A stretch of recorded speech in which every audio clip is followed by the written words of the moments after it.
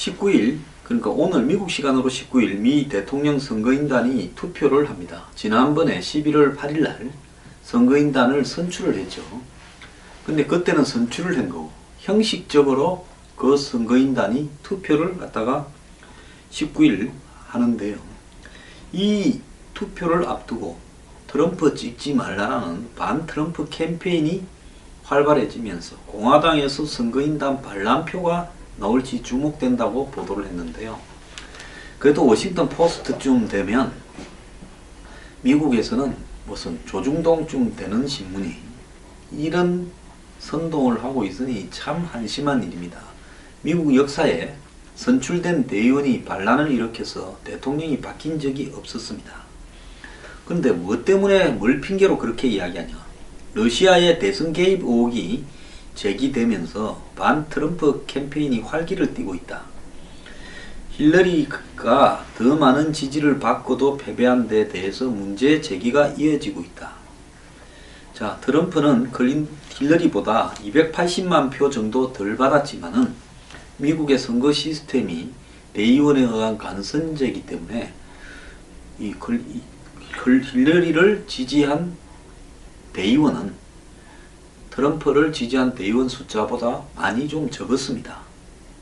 그래서 트럼프가 전체 538명 대의원 중에서 절반인 270명을 크게 웃도는 36명을 확보해서 대통령에 당선이 되었지요. 자, 그런데 한 하버드 법대 교수는 로렌스 레시그라는 사람입니다. 공화당 선거인단 20명이 반란을 고려하고 있다고 이야기를 했는데요. 그는 반 트럼프 단체와 함께 반대표를 고민하는 공화당 선거인단에 무료 법률 자문을 해주고 있답니다. CNN은 현실적인 가능성은 매우 희박하지만 트럼프 당선 번복이 이론적으로는 불가능하지 않다고 16일 보도했습니다. 이 CNN도 클린턴 뉴스 네트워크라는 평가를 받을 정도로 매우 편파적인 방송이었죠. 그래서 미 대통령 선거는 지난 8일 대통령을 선출한 게 아니라 주별 선거인단을 뽑은 것이고 19일 이들이 자신의 정당 후보를 갖다가 이제 뽑으면 끝나는데 반드시 자신의 정당 후보를 선택하는 건 아니라는 겁니다.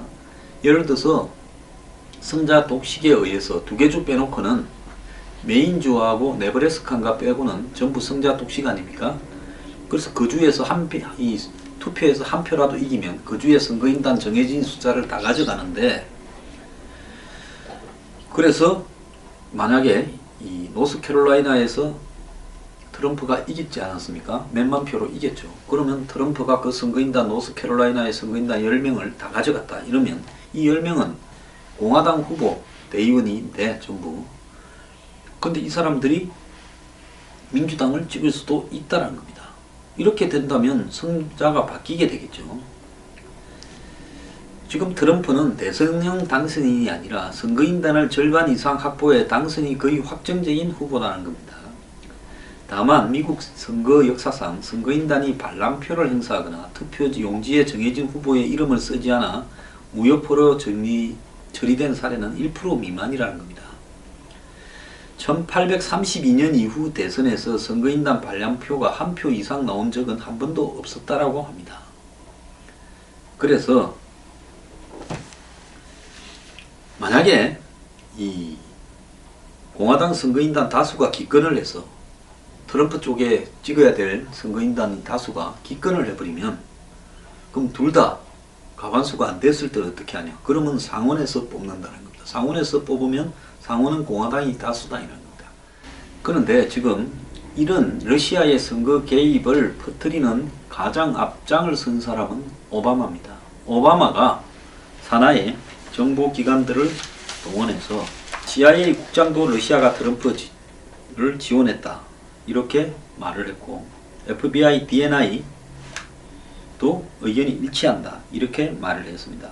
브레넌 CIA 국장은 오바마 지시로 세 기관이 조사에 협력하기로 합의했다.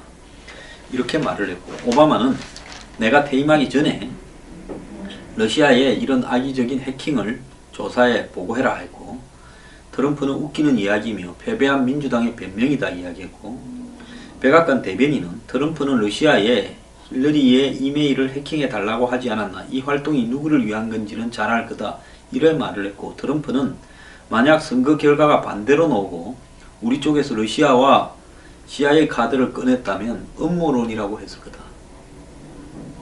그러니까 트럼프가 이런 주장을 했으면 힐러리는 음모론이라고 했을 건데, 내가 되니까 이런 이야기를 이제서 한다는 거고, 그 다음에 백악관 대변인은 트럼프도 러시아의 해킹이 자신에게 도움이 된다는 걸 명백하게 알고 있었다 이래 말을 했고, 트럼프는 러시아가 해킹했다면 백악관은 왜 그래 오랫동안 공개하지 않고 기다린 거냐, 대선에서 지고 나니까 불평을 하냐 이렇게 말을 했고, 오바마는 외국 정부가 우리 선거에 충격을 주려고 했을 때 우리는 조치를 취해야 하고 그렇게 할 거라고 했고, 이 트럼프는 백악관 대변인은 메시지를 전달하는 방식이 나쁘다 라고 비판을 했습니다. 자, 오바마와 트럼프가 러시아 해킹을 계기로 정면 충돌을 하고 있는데요. 이러다 보니까 오바마의 산하 CIA, FBI, DNI도 이 러시아가 트럼프의 당선을 돕기 위해 미국 대선에 개입했다라는 데 의견 일치를 봤다고 보도를 했습니다.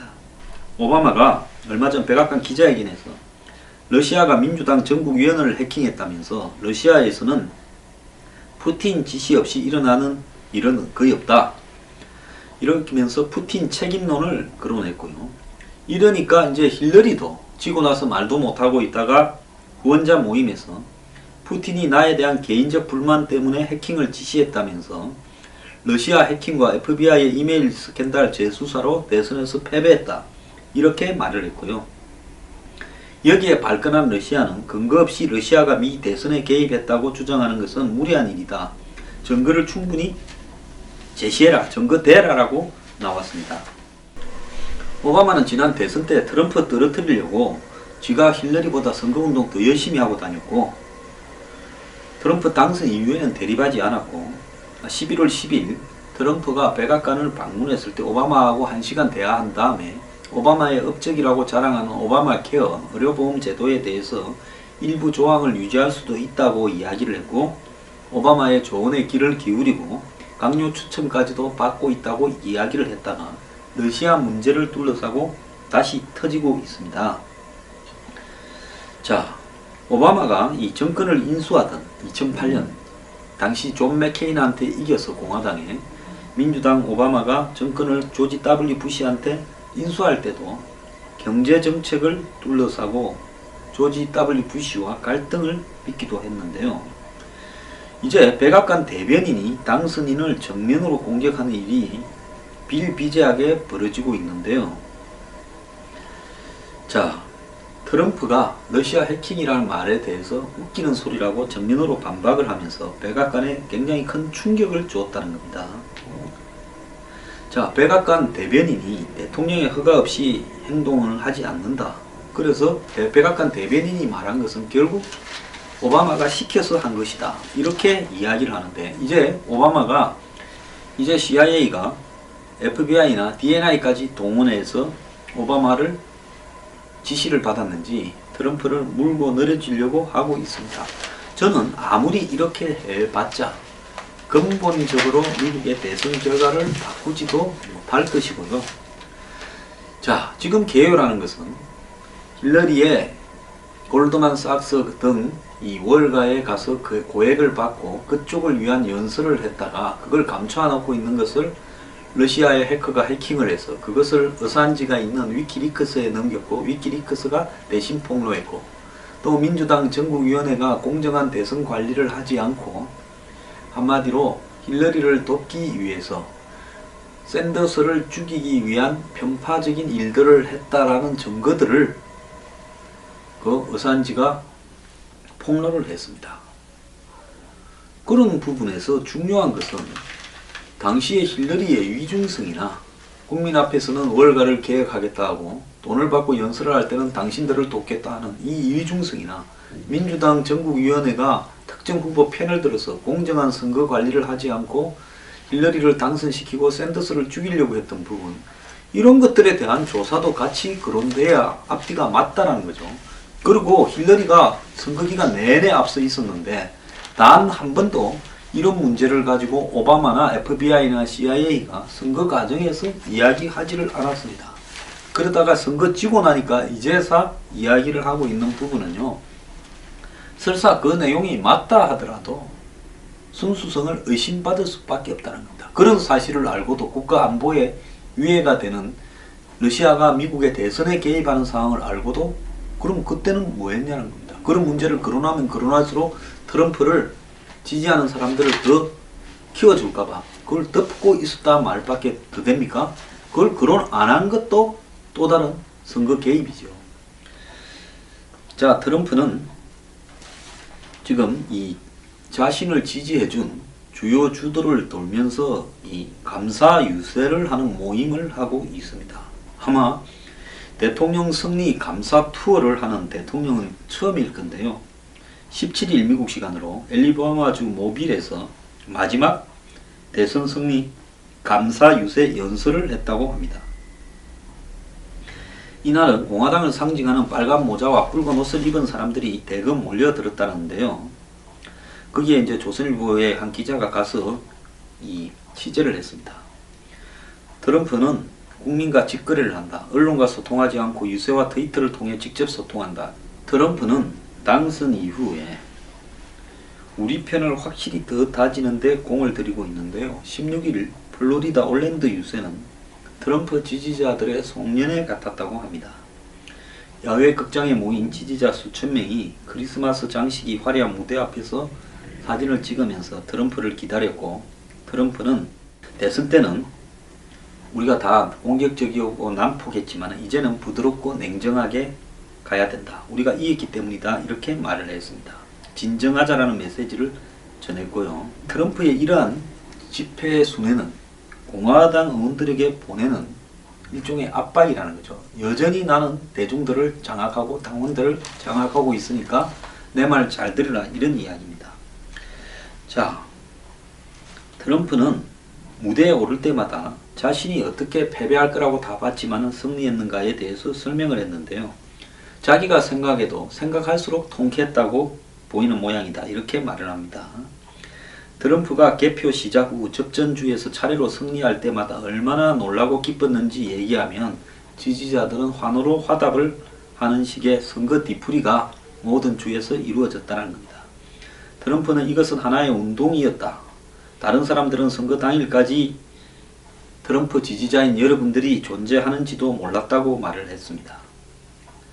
아이오와주 디모인 유세에서 만난 한 중년 여성은 선거 전에 트럼프를 지지한다고 하면 주변에서 다들 비웃었다. 그래서 우리는 TV도 안 받고 트럼프를 맨날 공격하는 언론에 영향을 안 받으려고 멀기를 했다. 미시간주 유세에서 만난 한 그 중년 여성은 예전에 후보자가 대통령이 되고 나면 뽑아준 사람을 잊었는데 트럼프는 장관 지명자까지 데리고 와서 우리에게 인사시키고 고맙다고 한다. 존중받는 기분이다. 이렇게 말을 했습니다. 지금 실제로 트럼프는 장관급 지명자들을 다 데리고 다니는 모양입니다. 트럼프 당선으로 문화도 바뀌었다고 하는데요. 감사 유세에 등장한 연사들은 그동안 우리가 메리 크리스마스라는 말을 하지 못했다. 해피 할리데이라고 했죠. 메리 크리스마스라는 말이 기독교 종교를 상징한다고요. 그런데 이제는 메리 크리스마스라고 하자라고 이야기를 했습니다. 그래서 정치적으로 올바른 표현을 써야 된다라고 민주당이나 진보적 인사들이 하는 그런 용어에 이 미국에는 메리 크리스마스라고 쓰면 구가다이거나 꼴통처럼 보여졌던 부분에서 이제 트럼프 미국에서는 그런 제약이 사라졌다고 말을 하고 있습니다. 자, 이제 이 미국 사람들이 빨간색 트럼프 패션을 많이 하는데 성공한 사람의 패션이다, 이렇게 해석이 되는데요. 미국 국민들은 48%는 트럼프를 지지하고 다른 48%는 앞날이 별로 안 맑을 거다, 이렇게 이야기하고 있답니다. 자, 이 와중에 중국이 미국의 수중 드론을 훔쳐가 버렸습니다. 남중국에서요, 마치 낚시를 하듯이 그물로 떠버린 것 같은데요. 그 무인 수중 드론을 연구용이었는데 수거 중 빼앗겼다. 즉 미국이 해수를 하는 중에 중국이 뺏어갔다. 이렇게 말을 했습니다. 중국이 필리핀 수빅만에서 92km 떨어진 해상에서 미 해군 관측선 보디치호가 해수 작업을 하던 중에 450m 후방에서 따라오던 중국 해군 구조함에서 출동한 소형 보트가 드론 2대 중에 한 대를 가져가 버렸다고 합니다. 그래서 트럼프는 중국이 잠수함 감시 등 정찰 행위를 했다고 이 드론을 이렇게 덮어 세우고 있는데 훔쳐갔으니까 빨리 내놔라 이렇게 했고, 중국이 반환 약속을 하자 그냥 가져라 너네들 우리한테 돌려줄 필요 없다고 말을 해버렸습니다. 이 말은 너네 훔쳐간 걸로 하고 끝내겠다, 무슨 다시 우리한테 돌리줬니 이런 소리 하지 마라. 자, 이것은 하나의 중국을 갖다가 이렇게 깨트리는 트럼프의 대만 총통 차이잉원과의 통화 이후에 벌어진 이 미중 간의 갈등인데요. 대만 총통과의 통화에 허가 찔린 중국이 트럼프 취임을 앞두고 일종의 반격을 해서 도발한 거다. 이렇게 지금 이야기를 이렇게 하는 상황입니다. 자, 이뿐만 아니라 최근에는 여러 가지로 심상찮은 미국과 중국의 대립이 노골화되고 있습니다. 지난주 미국은 중국과 WTO 세계무역기구에서 제소를 주고받았습니다. 서로가 중국은 미국을, 미국은 중국을 서로 무역에 위배되는, 무역기구의 원칙에 위배되는 활동을 했다고 제소를 했습니다. 자, 이제 우리가 어떻게 할 건가가 남아있는 것인데요. 우리는 미국 간의 혈맹이고 중국 간의 여러가지 이해관계가 결부되어 있다. 경제적인 이해관계도 있다. 이 속에서 우리는 탄핵 사태로 시달리면서 뭐가 뭔지 제대로 이렇게 파악도 못하고 있습니다.